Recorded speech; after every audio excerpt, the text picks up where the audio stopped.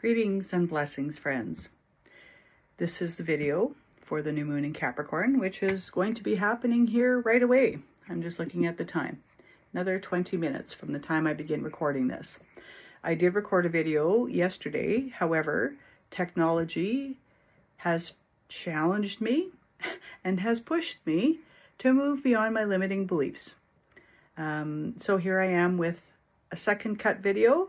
And I promise that better videos are to come in terms of what they look like and offering you more information on what things look like, because I'm very much a person who, when I can see what it is that's being discussed, it brings more of the resonance in. So it's part of the seeing. Okay, so this new moon happens at 1:50 in 20 minutes. At 28 degrees and 43 minutes of Capricorn, and the sun and the moon are together. And so very early yesterday morning, the moon moved into Capricorn, and we had 5 planets all sitting there. We had the moon, Mercury, Mars, the sun, the moon, and Venus. And later in the afternoon yesterday, Venus scooted over into Aquarius. So for a while, we had 5 of the 7 traditional planets all holding space in Capricorn. And that's a bundle of very intense energy. As this new moon is coming to fruition as I speak, Mars and Mercury are also conjunct. And they're less than 2 degrees away from the sun and the moon. So this is an opportunity for us to take action on the thoughts that have been long sitting and speaking our truth, and also choosing to share what we are meant to share in the moment and keep what we are meant to keep. We are building brand new structures. And since the solstice, which is the darkest part of the year, 3 days of almost like darkness before the sun returns, this new moon also presents the aspect of being in darkness. So, what is happening here? This particular new moon literally is setting the stage for the next 27 months. It is a brand new moon cycle at this place and time. And we have been moving through so many cycle endings and beginnings. Last year, we had the Kali Yuga, which ended at the end of March. We had a solar maximum. We had a lunar standstill. And these things weren't just like one-offs. It was a period of like 18 to 24 months. And we're winding down on all of those things and in transition into the new things. And this brand new cycle that we are literally sitting in at this very moment, the waves of this new cycle will continue to be upon us until at least the end of January, at least in this set of waves. And that's because this stellium of planets that is sitting in Capricorn will all together more or less move over into Aquarius. And all of these planets are going to bump directly into Pluto at 3 degrees of Aquarius. So that's pretty important, because Pluto is about transformation. It's about digging up the very deep things that either have been hidden intentionally, non-intentionally. It's our deep subconscious. It's how the compression of time, Capricorn and Saturn, create oil and diamonds. And I have spoken other videos about the different archangels that are part of this, but how this compression of energy that is very subterranean, subconscious, are creating gems that are ready to arise. I think that we are in the spot of observation and reflection. The composting has happened. So, at the same time as all of these planets that are sitting together with this new moon, we also have a square happening from the sun and the moon to Eris and Chiron. And that is also bringing up those deep senses of things that we haven't said, that we haven't done, the places where we were shut out, the places where we may have felt alienated, the places where we didn't advocate for ourselves, the places where there wasn't someone to advocate for us. And this square of all of these planets hitting Eris and Chiron are creating a little bit of chaos. And this chaos is the exhuming of all of those things I talked about to be brought into focus, into view, that will bring change that continues on well into the summer. And part of what is happening is we are being pushed to break free of outdated patterns in our thinking, in our doing, in our relationships. There is so much that is all connected at this very moment that is segueing us into the change. Despite all of these contact points that are being made, and like pretty much all 10 of the planets beyond the 7 traditional are in play here, because over the last couple of weeks, Jupiter has been opposing all of these planets coming through Capricorn. So we've had a bit of a magnifying glass on perhaps where it was that we haven't been nourished for ourselves or through others. We've had a bit of a magnifying glass on what it is that we believed about what security is. And when I say what we believed about security, like the actions or the words or the routines that we did that we believed were keeping us safe, it's not that they weren't, but Jupiter is about truth. And as it's retrograde, and continues to retrograde, it's stirring the subcurrents for things to be seen at some point. So it depends where all of these things are in your chart. But globally, because we're all experiencing this new moon, it's stirring up things about how our foundations, how our structures, how our maturity, how our strategic decision making is, how we manage our money, how we manage our thought processes are. They're all being reviewed. And like it or not, we're all being reviewed. So we're all in transition, whether we are aware of it, whether it's in our view or not. And all of these planets that are moving are bringing blind spots forward because they're all making contact. So there's nothing that is really being hidden anymore. It's coming into our realm of periphery, into our view. And we all have blind spots. We're all humans. We're all here. We're all living. We're all learning. We're all active in our lives. We all have blind spots. It's part of our programming and conditioning. And so Capricorn really likes programming and routine because it's bigger laws and processes, and it has to be done this way. But with the stellium being in there, it's challenging all of that. So we're all being in the place of given the opportunity to have breakthroughs. So at the same time, we also have Neptune and Saturn that are in play. So Neptune is at the very, very last dregs of Pisces.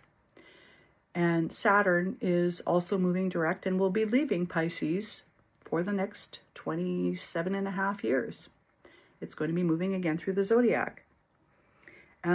Saturn and Pisces are both, Saturn in Pisces and Neptune in Pisces are connecting both to the stellium of planets that are sitting in Capricorn, giving us a sense of grounding despite all of the shifts and changes and the exhumations that are happening at this time.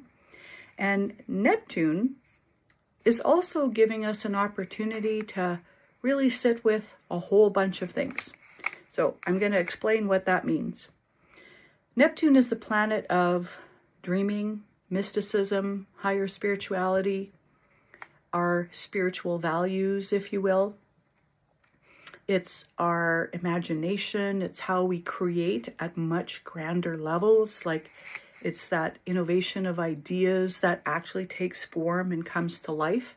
And that is the stuff that percolates deep within us that, as I've said many times in videos, only we can do what we are here to do in the way that we do it. There are other people who will do similar things, but only we can bring that up. And that's because of our Neptune and our connection to our greater higher self. Neptune is also the planet of illusion, of delusion, of addiction, and of the rose-colored glasses that makes everything distorted. So, you know, I compare Neptune to the side mirror on a vehicle where its objects in mirror are larger than they appear. You know, so it's like, it's not really what exactly we're seeing. We're seeing something, but it's not exactly as it is. And if you think about Neptune, and it's important because it's going to be going into Aries, and it's going to be transitioning there around, I think it's the 23rd or the 26th of January. So in this realm of time that I'm talking about, Neptune moved into Pisces in 2011, 2012, where in 2012, on around February the 4th, it moved into Pisces for good. And we will never see another Neptune moving through Pisces in our lifetime, because it takes 163, 168 years, depending on the retrogrades, for Neptune to make one revolution around the zodiac. So, if you think about 2012 and really sit and reflect on who were you then? What have you walked through since? And 2012 was the year, the great year, where the Mesoamerican, the Mayan calendar ended. December 31, 2012 was when that Mayan calendar ended. And there was many discussions and conversations about how it was going to change the world. And in many ways it did. So if you bring it back to you, you're going to think about perhaps who you were then, all of the many things that you've walked through in the 14 years that Neptune has been in Pisces. And Neptune rules Pisces, Neptune rules the ocean. So it's like we have no true sense of the depth of ourselves. And in that reflection of the cosmos, we have no true depth of the space and the distance that our source, God, one, whatever you wish to call it, is out in the cosmos with us. So it's a bit of a mirror image. And again, you know, I talked about a mirror. Things in the mirror may not be exactly as they appear. So if you think about the goals and the dreams that you had at that time, and the ones that didn't become realized, are they still true for you today? I'm going to say probably not, because you're not the same person that you were at that time. This Capricorn, new moon, stellium, and all of the planets moving across Pluto to transform many parts of us as we move along, and I'll do another video to talk about that. But we have to release the old dreams to allow ourselves to truly initiate this beginning that we are being presented with, ready or not. And this movement of Neptune into Aries is an opportunity to reflect on the massive changes that we have walked through as humans since 2012.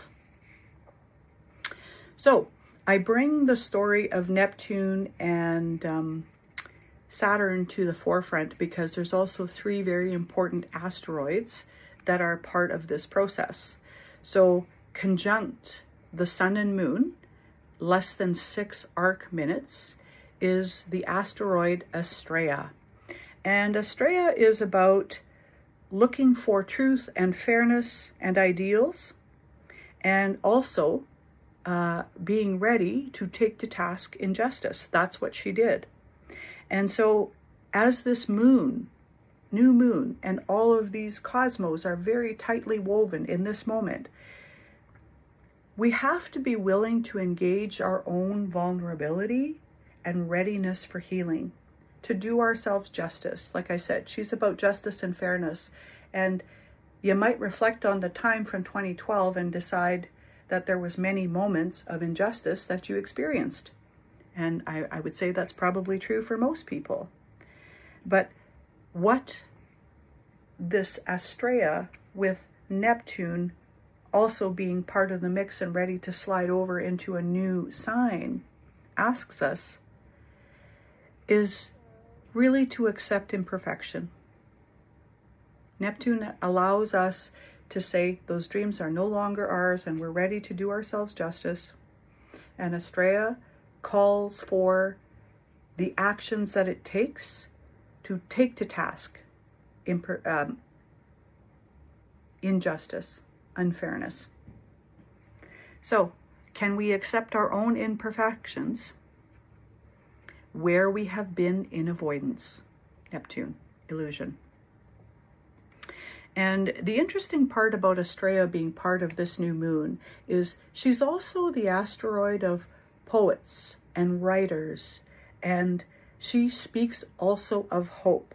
So you may want to journal part of this journey, if you don't normally, to really document some of the dreams that have not come to fruition, perhaps even understanding some of the mechanisms that didn't happen to allow them to, but also to acknowledge that if it didn't happen, there's reasons for that, and can we let go and create what is right for us in this moment moving forward. And Astrea, because of her themes, will take to task in authenticity. Because unfairness, somebody trying to get an unfair advantage, or someone doing things that isn't in alignment. So we may want to take a moment to reflect on where we gain respect outside of ourselves, how we gain respect, how we gain our own personal power, and where authenticity will be revealed if we aren't in right action and behaving with fairness and justice. There are also two other asteroids, and these are at 29 degrees of Capricorn. So they are making sextiles to Uranus, and I haven't talked much about Uranus. So Uranus is also making aspect to Mercury, Mars, the Sun, the Moon. And what Uranus does is it brings forward truth, lightning speed.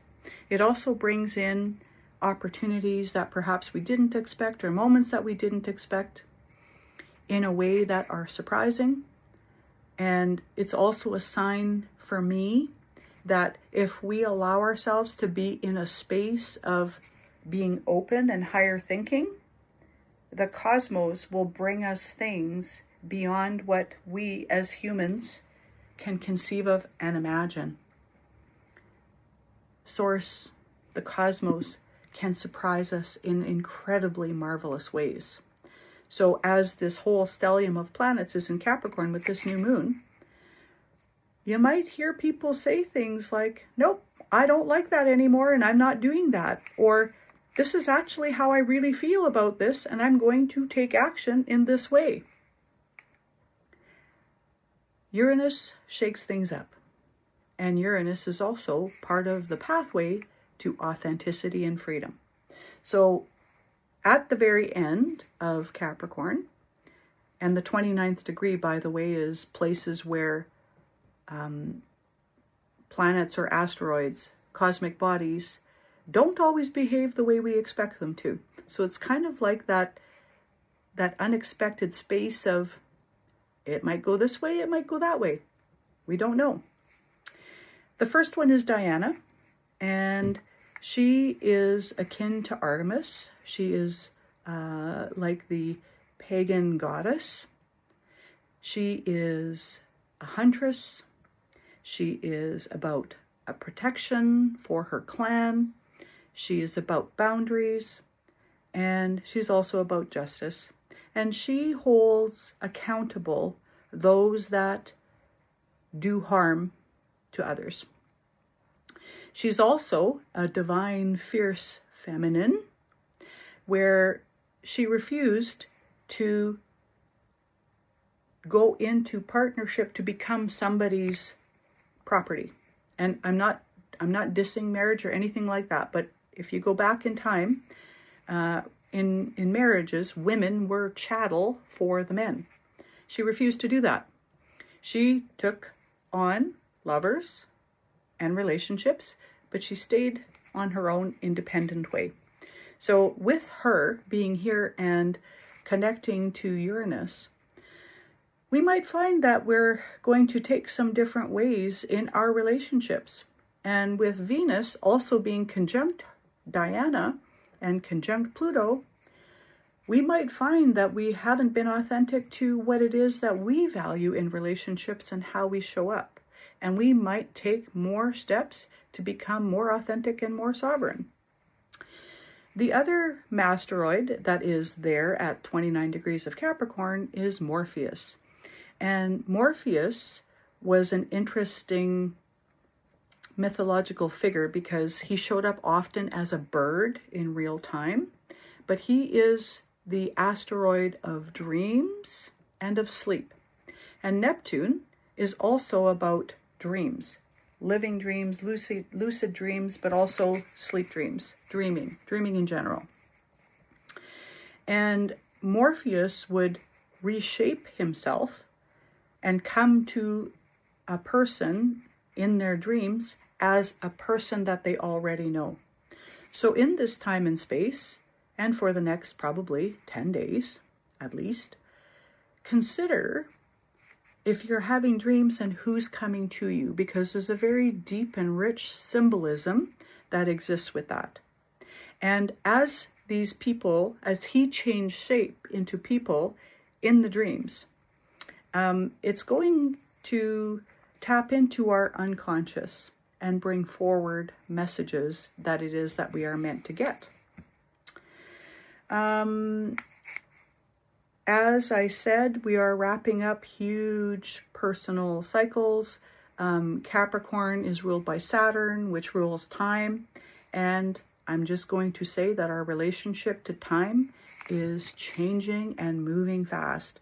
Our decision making at this time is made with less emotion.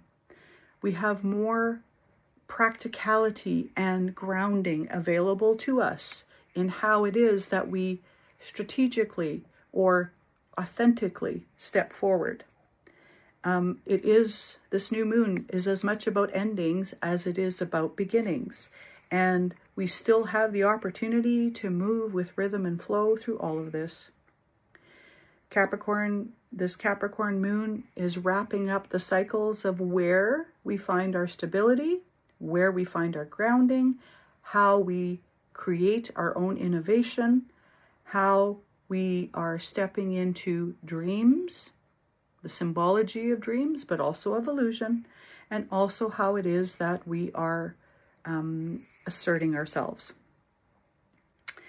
In this time, the Schumann resonance is also doing lots of funky things, and it's akin to the solar maximum, to the solar plasma ejections that have been coming from the sun, the radio waves, the radiation, but also the feeling emitting plasma that is literally reshaping us. So it's contributing to the signs and signals of change, which we are very much amid. We are literally on the threshold of new and change. And this energetic shift, as these planets are all at the end of Capricorn, brings us into Aquarius. So we go from the earthy, grounding practicality to the dawning or observation of now we're moving more into collective energy, earth to air, and also Saturn and Neptune that are going from water to fire. So we're moving into air and fire, and air and fire are hand in hand. We are being asked to give ourselves permission to reset through these changes to how it is that our maturity, our stoicism, our grounding, our decision making, our flow is moving. Some final thoughts about the moon. So in keeping with this new cycle, like this Capricorn new moon is a 27-month new cycle. Neptune is also creating a new cycle. And we need to be able to look at the ambitions that were stunted and see how we can just let go of some of those things. Confront feelings of unfairness. And Saturn is about melancholy. So melancholy can overwhelm us. But the message here with all of these asteroids and this fast-moving array of planets is find your grit, but more importantly, find a goal worthy of you. You have changed, and the goals you had likely aren't the same as what it was. This new moon brings inward otherworldliness, meshing with that impetus of shifting and changing, and the potentiality of a vital force we hold that is going to be emerging. Humility, realism. Your soul and divine are in pause together at this very moment. Take a moment to just absorb that. You are not separate from the divine. And Neptune asks us to have a higher faith, trusting that what ignites our soul is what is meant for us and that it is accomplishable. So I took the liberty of pulling cards yesterday for this, and you know, Spirit never disappoints in the way that is. And the first one is I am. And how fitting is that? This being is being cascaded with, to me, what feels like solar plasma, literally, to understand that we are divine. I am. I am. Sacred, divine peace is available to all of us. The other one is the cosmic egg. And I kind of chuckled when this one came out because we are at the literal tail end of the snake year. And this movement of the snake wrapped around this egg also mirrors how eclipses move around the earth. We are at the tail end of a snake year, and we are in the precipice of a fire horse year. More to come on that. But this is the very last card in this deck. This is the place where we can find that highest space of being. It is the connection to the divine. It is the potentiality of what is within us to be mirrored outside of us. And in honor of Morpheus, who often shows up as a raven or a crow, I went to my raven cards. And this is a raven with a foot on an egg. 2 in 1. You are in the divine, and the divine is in you. Isn't it interesting how these messages come through at the moments when it truly reflects what the cosmos have to say? I went to the Rider-Waite. So we have the 5 of Wands, and this is our chaos. This is our struggle, our determination, our challenge to find a way to harness our creativity to create flow. And the wands really are about fire and all these little green sprouts on the wands. However, everybody's going in their own direction. So to me, this says, if this is how it feels inside, see how that reflects on the outside, and find a space to be in pause, to observe and reflect how things have changed for you, and to align your dreams and your thoughts to how things have changed for you. Because the card that comes after this in the tarot is one that illuminates a moment of recognition and success. So we're just on the cusp of that. We need to get through this 5, this change. The King of Wands. So this is the remedy to the 5. Stay calm. Be a leader to yourself, and be a gracious, compassionate leader to others where you can. Yes, it's hot in the fire, but the fire does cool. And take the ability to create from your lessons, from your life, from the maturity that you have gained, to support yourself onward, because we are always in the process of change. The snake, the salamanders, they shed their skins, they change. I also went to the Crow Tarot again because of Diana, the huntress, the wildness, and of Morpheus. And the 5 of Cups came in. So this tells me that as Saturn and Neptune are at the last dregs of Pisces, looking realistically with grounded compassion for self at the things that we didn't accomplish, the things that perhaps we feel didn't succeed. This crow is looking at the cups that have spilled in front, and yet we have our experience, which nothing can ever take that away from us, the 2 cups behind.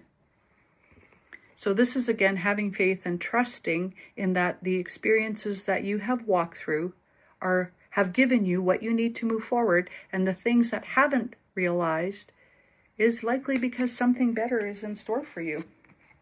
And the second one the follow-up to that one, the medicine to that, is the 9 of Cups. So coming back to Morpheus and dreams and Neptune and this flow of energy and movement that is available to us. How big can you dream? What do you want? Do you dare to make yourself big enough to dream for what it is you wish to create and receive? To create and receive, you must feel it. It doesn't live here. It's here. You have to believe and feel that frequency that exists within you to bring forward what it is that you wish. The 2 crystals I chose. One of my favorites. This is called aragonite, and this is called a star cluster aragonite. And if you just sit and feel that, it has branches that literally expand and reach to every sense. This is creation. This is confidence. This is healing. This is reaching and extending with warmth here, out to here. It's an unusual one. And because everything touches Uranus, this is what came forward for me. It's unusual. The second I have is called Orthoceras, and it's a fossil. And so you can see that there was a creature that's been fossilized in this stone. Capricorn, Earth. Everything comes from the Earth. We return to the Earth. The stability of Earth. The relational connection to every ancestor that ever came before us is within us. And this is proof of the ability to send forward our legacy. It's also proof that much changes over time. And yet there's something tangible there to demonstrate the change. So, thank you for listening. Take what resonates, leave what does not. I wish you a blessed new moon. I would say, if somebody said, so how do you feel about this new moon? It's exciting, it's exhilarating. It's also challenging because it's asking us to level up. And I would say, keep your arms and hands inside and buckle up. I'm responsible for my own safety and well-being, connecting these things to here. What a time to be alive. Thank you for listening. Much blessing to you. Thank you.